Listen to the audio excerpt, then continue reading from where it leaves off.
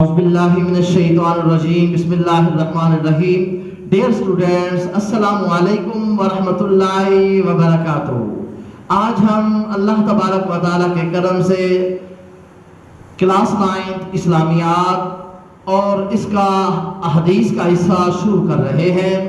حدیث نمبر 1 ہم نے پڑھنی ہے، تو پڑھنے سے پہلے دعا پڑھ لیں، کیونکہ ہمارے نبی پاک حضرت محمد مصطفیٰ صلی اللہ علیہ وآلہ وسلم کا فرمان بھی ہے کہ کوئی بھی کام شروع کرنے سے پہلے جو آپ کو یاد کرنا ہو رہا ہو یہ پڑھیں، تو ساتھ اللہ تبارک و تعالیٰ کی مدد بھی شامل ہو جاتی ہے.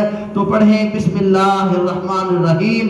رب اشرح لی صدری ویسر لی امری واحلل عقدۃ من لسانی یفقہوا قولی. آمنت باللہ صدق اللہ العظیم. اور آج حدیث پاک سمجھنے کا طریقہ بھی پہلے سن لیں. سب سے پہلے یہ آپ سلائیڈ دیکھ رہے ہیں، چل رہی ہے، تو پہلے آپ کو عربی عبارت پڑھائی جائے گی، اس کے بعد اس کا لفظی ترجمہ کیا جائے گا، اس کے بعد اس حدیث مبارکہ کا مکمل مفہوم اور تشریح بھی سمجھائی جائے گی، اور ساتھ آپ لوگوں کو یہ بھی بتایا جائے گا کہ کون کون سے شارٹ کوشچن ہم بنا سکتے ہیں، کون سے ہم ایم سی کیوز بنا سکتے ہیں. تو آئیے شروع کرتے ہیں. بسم اللہ الرحمن الرحیم. افضل الاعمال لا الہ الا اللہ و افضل الدعاء الاستغفار. اب دیکھیں اس کا لفظی ترجمہ. افضل کا مطلب ہوتا ہے زیادہ فضیلت والا، الاعمال کا مطلب ہے عمل، یہ جمع ہے الاعمال اور عمل ایک ہے. لا کا مطلب ہوتا ہے نہیں. الہ، الہ کا مطلب ہوتا ہے معبود. اللہ کا مطلب ہوتا ہے سوائے یا مگر. اسی طرح لفظ اللہ، اس سے مراد اللہ تبارک و تعالیٰ کی ذات ہے. واو کا مطلب ہوتا ہے اور. افضلو کا مطلب ہوتا ہے زیادہ فضیلت والا.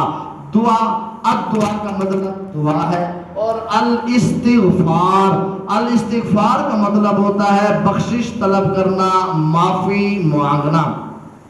ڈیئر اسٹوڈنٹس، یہ تو ہے اس آیت، اس حدیث مبارکہ کا لفظی ترجمہ. اب آپ دیکھیں با محاورہ ترجمہ، یہ بھی آپ لوگوں نے یاد کرنا ہے. افضل الاعمال لا الہ الا اللہ و افضل الدعاء الاستغفار. سب سے فضیلت والا عمل لا الہ الا اللہ ہے، اور بہترین دعا یا سب سے زیادہ فضیلت والی دعا وہ کیا ہے؟ استغفار ہے، بخشش مانگنا ہے، اللہ تبارک و تعالیٰ کی بارگاہ میں معافی مانگنا ہے. ڈیئر اسٹوڈنٹس، ابھی آپ کے سامنے جو حدیث مبارکہ پڑھی، اس کے شارٹ آنسر اس طرح دیا سکتا ہے کہ جو پہلی حدیث مبارکہ ہے، جو پہلی حدیث مبارکہ ہے، اس کے کتنے حصے ہیں؟ اس کے کتنے حصے ہیں؟ تو سب سے پہلے سنیں، یہ جو حدیث مبارکہ ہے اس کے 2 حصے ہیں. یہ جو حدیث مبارکہ ہے اس کے 2 حصے ہیں. پہلے حصے کے اندر اللہ تبارک و تعالیٰ کی توحید، پہلے حصے کے اندر اللہ تبارک و تعالیٰ کی توحید کا اعلان، توحید کا اقرار کیا گیا ہے، اور دوسرے حصے کے اندر اللہ تبارک و تعالیٰ کی بارگاہ میں معافی طلب کرنے کے بارے میں کہا گیا ہے. ٹھیک ہے، یعنی کہ سب سے فضیلت والا عمل لا الہ الا اللہ، اور بہترین دعا وہ کیا ہے؟ استغفار کرنا، توبہ کرنا. حدیث مبارکہ کے پہلے حصے میں افضل الاعمال لا الہ الا اللہ، یعنی اللہ کے سوا کسی دوسرے کو الہ نہ ماننے کا اقرار، اور اپنے عمل سے، اقرار ہم زبان سے کرتے ہیں، عمل سے مراد کہ صرف ہم اس کے سامنے اپنے سر کو جھکائیں، صرف اسی کو اپنا پروردگار ماننے کا اقرار، اپنے عمل سے اس عقیدے کا اظہار سب سے بڑی فضیلت والا عمل ہے. اب ڈیئر اسٹوڈنٹس، یہاں پہ ایک سوال یہ بھی آ جاتا ہے کہ لفظ الہ کا مفہوم کیا ہے؟ لفظ الہ کا مفہوم کیا ہے؟ یہاں پہ دیکھیں آپ سامنے لکھا ہوا ہے کہ حدیث کے پہلے حصے میں لا الہ الا اللہ میں لفظ الہ سے مراد ایسی ذات ہے جس کی عبادت کی جائے. لفظ الہ سے مراد ایسی ذات ہے جس کی عبادت کی جائے اور جس سے بے پناہ محبت اور عقیدت ہو, جس سے بے پناہ محبت اور عقیدت ہو. اور یہ وہی اللہ تبارک و تعالیٰ کی ذات ہے جس نے ہمیں پیدا کیا, جس نے ہمیں عقل اور بصیرت عطا کی, اور اس نے ہمیں زندگی اور زندگی کی تمام نعمتیں عطا کی. اسی لیے ہمیں اپنے قول اور فعل, قول جو ہم زبان سے کہتے ہیں, فعل جو ہم پریکٹیکل کرتے ہیں, قول اور فعل میں اسی ذات کو الہ مان کر اس کی عبادت کریں اور اسی سے سب سے زیادہ محبت کریں. ڈیئر اسٹوڈنٹس, اس کے بعد اب حدیث پاک کا دوسرا حصہ شروع ہو رہا ہے, استغفار بہترین دعا.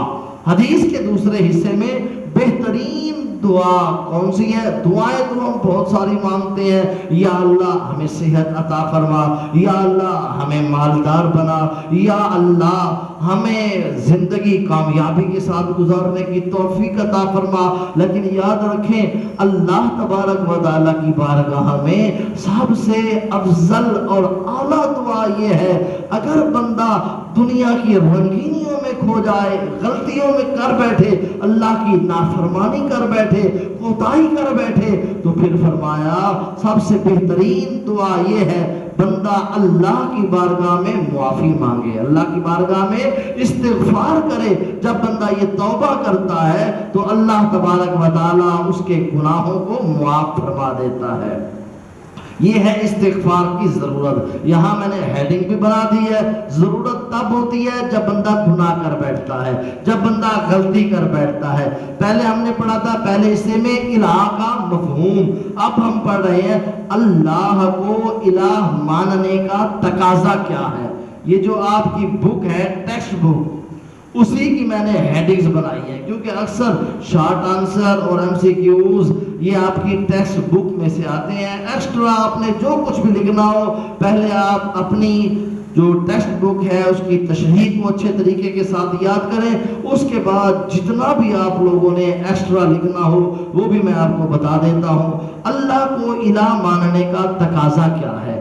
اللہ کو الہ ماننے کا تقاضا یہ ہے بندہ اپنی غلطیوں اور گناہوں پر شرمندہ ہو کر اللہ تعالیٰ سے معافی مانگ لے, تب ہی بندے کی اخروی نجات ممکن ہے. جب تک اللہ معاف نہیں کرتا. تو ڈیئر اسٹوڈنٹس, ہمیں ہر وقت اللہ کی بارگاہ میں معافی مانگنی چاہیے.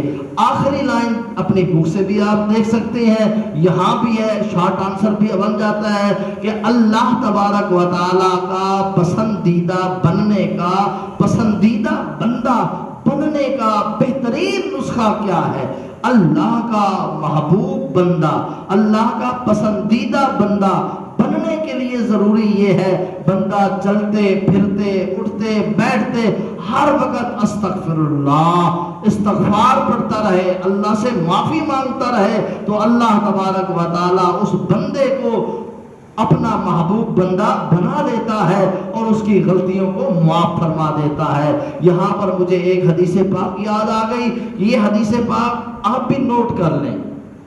استغفار کے بارے میں جب اللہ تبارک و تعالیٰ نے شیطان کو کہا کہ تو ملعون ہے, لعنتی ہے, تو شیطان نے اللہ کی بارگاہ میں ایسے عرض کیا, اے پروردگار مجھے تیری عزت کی قسم ہے. کیا کہا؟ مجھے تیری عزت کی قسم ہے کہ جب تک قیامت نہیں آئے گی میں تیرے بندوں کو گمراہ کرتا رہوں گا. تو رب کائنات نے کیا فرمایا؟ اللہ تبارک و تعالیٰ نے فرمایا اے شیطان تو نے میری قسم کھائی ہے میری عزت کی, اب سن مجھے بھی اپنے جمال اور جلال کی قسم, میرا بندہ جب تک گناہ کرتا رہے گا, جب تک اس کے جسم میں جان رہے گی, یہ گناہ کر کے میری بارگاہ میں توبہ کرتا رہے گا, میں پروردگار اس کو معاف کرتا رہوں گا. الہی ہم نے کبھی اس یہاں سے کنارہ نہ کیا، لیکن تو نے کبھی دل آزردہ ہمارا نہ کیا۔ ہم نے کی جہنم کی بہت تجویز، لیکن تیری رحمت نے گوارا نہ کیا۔